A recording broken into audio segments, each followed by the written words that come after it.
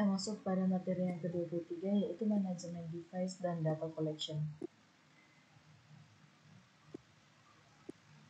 Manajemen device IoT didefinisikan sebagai kumpulan proses, alat, dan teknologi yang membantu dalam menyediakan, memantau, dan memelihara penyebaran objek yang terhubung di jaringan rumah atau perusahaan. Manajemen device IoT mengacu pada proses yang melibatkan penyedia, autentifikasi, konfigurasi, pemeliharaan, pemantauan, dan diagnosis perangkat terhubung yang beroperasi sebagai bagian dari lingkungan IoT untuk menyediakan dan mendukung seluruh spektrum kemampuan fungsionalnya. Oleh karena itu, cukup jelas bahwa solusi manajemen perangkat yang andal dan efektif sangat penting dalam menjaga aset cerdas tetap terhubung, mutakhir, dan aman. Berikut faktor yang membuat manajemen perangkat IoT begitu penting. Yang pertama, faktor penarik yang jelas. Manajemen device IoT yang cerdas membuka jalan bagi analitik yang lebih cerdas, otomatisasi yang lebih mulus, efisiensi secara internal, dan model bisnis yang inovatif. Model bisnis seperti menyewakan peralatan dan layanan yang diberikan berdasarkan data IoT. Yang kedua, faktor pendorong adopsi konsumen terhadap perangkat yang terhubung terus berkembang. Tanpa manajemen perangkat IoT, karyawan cenderung terus menambahkan dan menciptakan beban IT yang semakin hari semakin besar. Di mana komponen utama manajemen device IoT yaitu device onboarding, device configuration, operational diagnostic, device security, device maintenance, dan end of life. Device onboarding. Saat perangkat IoT dinyalakan untuk pertama kalinya, perangkat tersebut harus di-onboard ke dalam jaringan. Namun tidak seperti perangkat tradisional, mereka tidak dilengkapi dengan antarmuka independen yang lengkap untuk menavigasi proses orientasi, memeriksa kredensial, menentukan protokol autentikasi, menetapkan identitas perangkat, dan lain-lain. Device konfigurasi. Setiap perangkat IoT di dalam jaringan harus dikonfigurasi sesuai kebutuhan bisnis. Misalnya dalam kasus armada truk yang terhubung, mungkin ingin mengelompokkan perangkat tertentu bersama-sama sesuai dengan tujuan atau area operasinya. Diagnostik operasional. Diagnostik dapat mengungkapkan sejumlah wawasan berguna tentang operasi IoT. Sebagian besar perangkat IoT tidak akan memiliki memori atau sumber daya komputasi yang cukup untuk menganalisis diagnosis pada perangkat itu sendiri. Itulah sebabnya kita memerlukan kemampuan manajemen perangkat IoT terpusat. Device security. Keamanan perangkat menjadi bagian yang semakin penting dari manajemen perangkat IoT. Pada tahun 2020, sebanyak 98% lalu lintas perangkat IoT di Amerika Serikat diizinkan melewati saluran yang tidak terenkripsi. Meskipun terdiri dari 30% dari semua endpoint, manajemen perangkat IoT membawa endpoint yang tidak dipetakan ke dalam pengawasan organisasi dan menerapkan protokol keamanan yang diperlukan. Device maintenance. Selain memperbaharui firmware perangkat ke versi terbaru, juga harus waspada terhadap kerentanan keamanan apapun yang mungkin menyelinap tanpa diketahui melalui rilis baru. Manajemen perangkat IoT menggunakan pembaruan melalui udara untuk pemeliharaan perangkat dan seperti orientasi atau konfigurasi. Ini juga dilakukan secara massal. End of life management. Perangkat IoT yang tidak digunakan tetapi terus menjadi bagian dari jaringan perusahaan menimbulkan risiko keamanan yang besar. Entitas eksternal dapat menangkap data melalui perangkat tanpa diketahui siapapun. Lebih lanjut, perangkat yang ketinggalan zaman atau tidak berfungsi dapat menyebabkan kerusakan operasional yang parah. Kebijakan dan proses akhir masa pakai menentukan langkah yang tepat bagaimana perangkat IoT akan dihentikan. Langkah-langkah penonaktifan apa yang diperlukan. Fitur utama yang harus dimiliki dari perangkat lunak manajemen device IoT adalah sebagai berikut, yaitu book. Yang pertama itu fiturnya adalah book device onboarding, yang kedua remote troubleshooting, yang ketiga reports and analytics, yang keempat robust integration, yang kelima ada stringent security. Berikut ini merupakan software-software yang digunakan dalam manajemen device IoT, yaitu ada AWS IoT Device Management, Azure IoT Hub, Balena Cloud, BOS IoT Suite, Google Cloud IoT Core, Hologram, IBM Watson IoT Platform, dan ThingsBoard. Data collection IoT adalah proses menggunakan sensor untuk melacak kondisi benda fisik. Perangkat dan teknologi yang terhubung melalui Internet of Things dapat membantu dan mengukur data secara real-time. Data ditransmisikan, disimpan, dan diambil kapan saja. Pengumpulan data IoT sangat berharga di banyak industri karena memungkinkan pemantauan dan pengelolaan sistem jarak jauh secara real-time. Misalnya, perangkat IoT dapat memantau pasien di bangsal atau di rumah, mengontrol sistem manufaktur dari jarak jauh, dan melacak pengiriman dan kendaraan melintasi jarak. Data yang dikumpulkan perangkat IoT membuat bisnis lebih produktif dan efektif. Di mana data collection dari IoT. Cara kerja data collection-nya yaitu device layer, communication layer, IT edge layer, event processing layer, dan client communication. Device layer dalam arsitektur IoT, perangkat yang berkomunikasi satu sama lain membentuk lapisan utama. Perangkat ini termasuk sensor yang melacak data lingkungan, perangkat Bluetooth, perangkat berbasis radio berdaya rendah, aktuator, dan sebagainya. Perangkat IoT dapat dikategorikan seperti di bawah ini, yaitu yang pertama pengidentifikasi unik seperti chip bawaan yang ditempatkan di dalam perangkat. Yang kedua, pengenal yang bergantung pada sistem pengumpulan data IoT radio, misalnya Wi-Fi, MAC, Bluetooth, dan sebagainya. Yang ketiga, pengidentifikasi yang terletak di dalam memori non-volatil yang dapat diprogram sistem. Dan yang keempat, token penyegaran atau pembawa. Communication layer. Lapisan ini memungkinkan perangkat berkomunikasi satu sama lain menggunakan protokol seperti HTTP atau HTTPS, di mana protokol berbasis teks dasar yang didukung bahkan oleh perangkat 8 bit kelas bawah. Yang kedua ada MQTT, di mana protokol yang dirancang untuk menangani sistem tertanam dan dioptimalkan untuk mendukung IoT. Itu dikenal dengan komunitas pengikut yang luas serta perpustakaan aset yang kuat.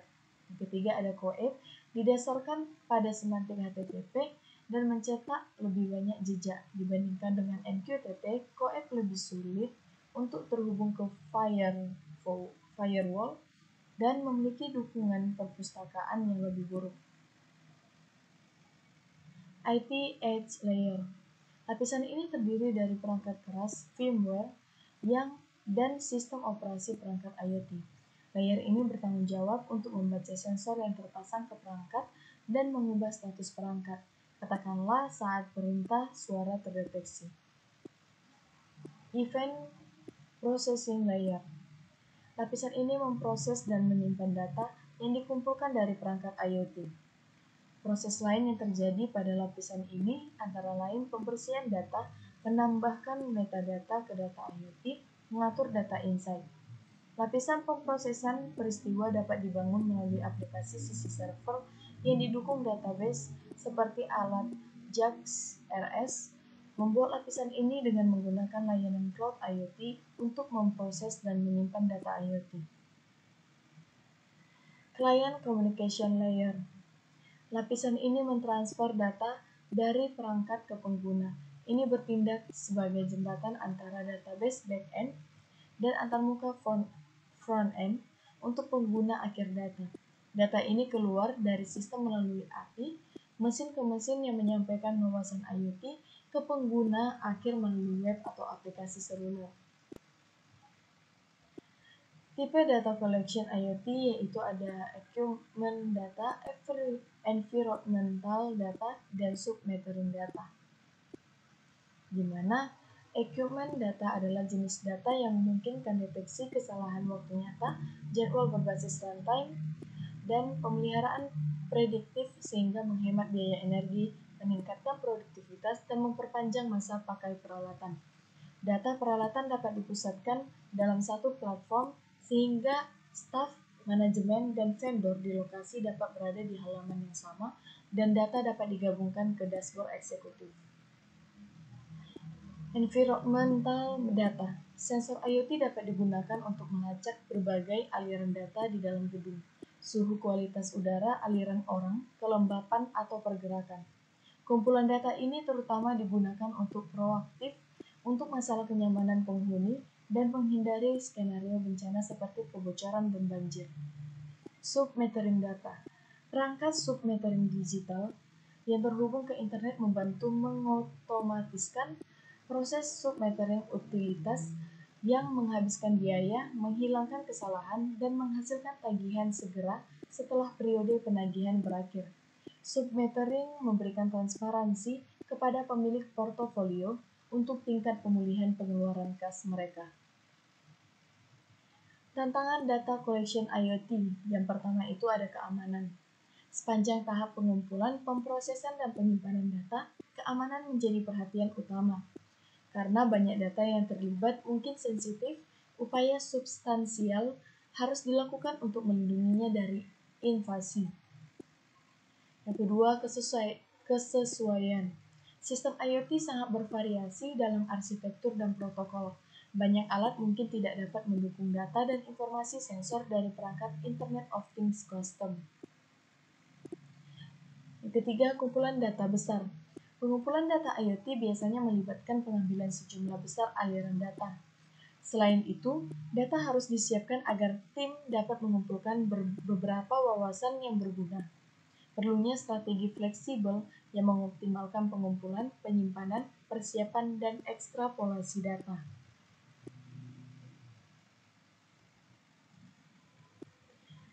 Yang keempat, konsistensi. Sangat mahal untuk memastikan komunikasi yang konsisten di antara perangkat di jaringan IoT.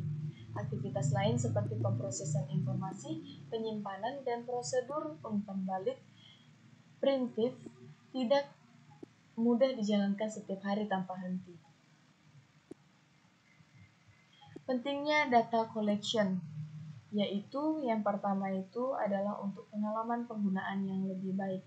Pengumpulan data IoT otomatis membantu memahami kebutuhan dan kebiasaan pengguna. Saat mengumpulkan data, akan mendapatkan gambaran yang lebih baik tentang penggunaan layanan atau produk di lapangan. Misalnya jika data sensorik menunjukkan bahwa perangkat lunak pengenalan wajah membutuhkan rata-rata 4 pemindaian untuk membuka perangkat dalam cahaya sekitar yang rendah, hal ini merupakan tanda bahwa perangkat perlu diubah. Yang kedua, pemeliharaan aset. Data langsung memungkinkan pengembang dan manajer untuk memantau keadaan infrastruktur atau peralatan tertentu. Akibatnya, setiap keausan yang signifikan dapat diprediksi yang perbaikannya dapat dilakukan tepat waktu. Manfaat dari melakukan ini adalah melestarikan aset, mencegah penggantian yang tidak semestinya, dan memotong biaya penggantian. Yang ketiga, ada penggunaan sumber daya yang efisien. Pengumpulan data otomatis melayani tujuan pengambilan keputusan yang luas. Selain bertindak berdasarkan standar yang telah ditentukan, dapat mengelola aset menggunakan data langsung yang menghilangkan banyak ketidakpastian. Karena kerusakan diantisipasi dan pemeliharaan dijadwalkan tepat waktu, mesin akan bertahan lebih lama. Dan yang keempat, ada sinergi dalam sistem. Sistem IoT yang khas terdiri dari beberapa komponen. Meskipun ini mungkin berfungsi dengan lancar dengan sendirinya secara kolektif, mungkin ada beberapa kendala yang tidak terduga. Pengumpulan data IoT dapat mengidentifikasi sebuah permasalahan sebelum masalah itu terjadi.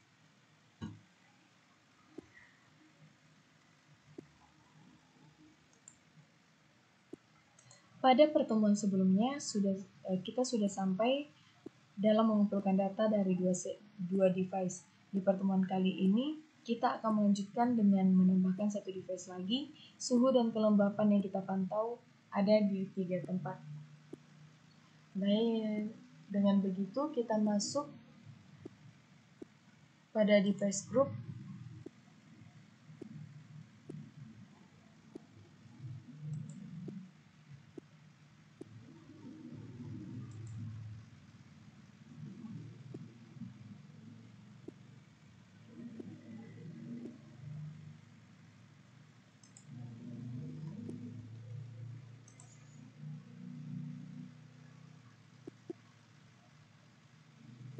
Baik, kita masuk pada device group.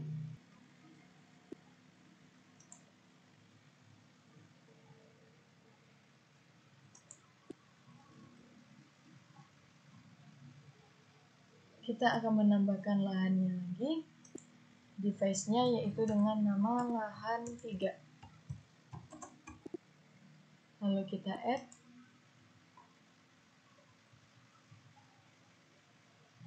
Agar nilai suhu dan kelembapannya keluar, kita coba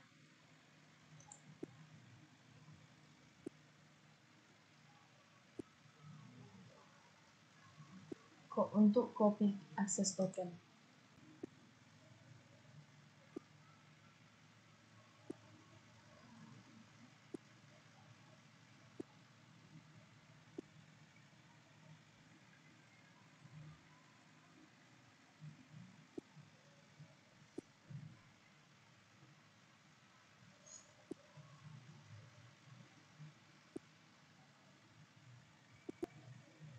Baik, kita sudah dapat nilai untuk lahan yang ketiga, sama seperti lahan pertama dan lahan kedua, dengan nilai suhunya 24 dan nilai kelembapannya 40.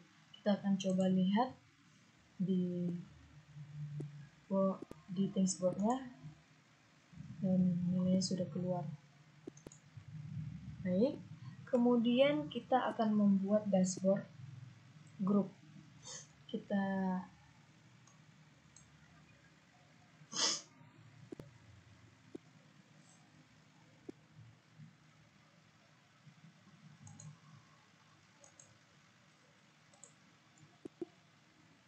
Baik, nilai sudah keluar, di mana nilainya sama dengan lahan pertama dan lahan kedua, dengan nilai suhunya 24 dan kelembapannya 40. Kita akan coba cek di thingsboard-nya, dengan last itemnya nilai sudah keluar. Lalu kita akan coba membuat dashboard-nya, di mana kita klik dashboard groups.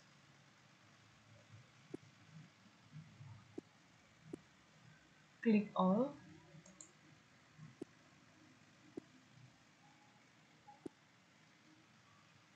Lalu klik open entity group.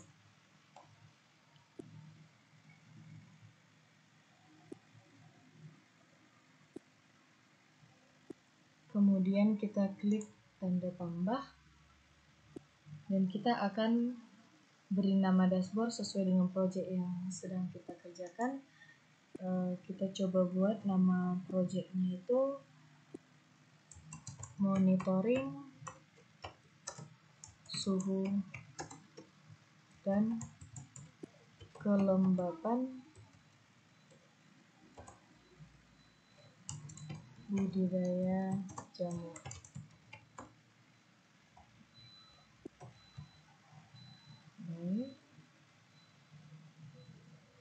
Setelah itu kita klik add.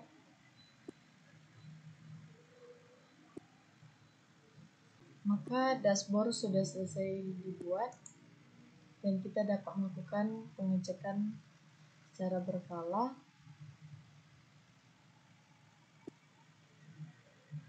terhadap monitoring suhu dan kelembapan budidaya jamur. Sekian untuk materi manajemen device dan data collection. Terima kasih.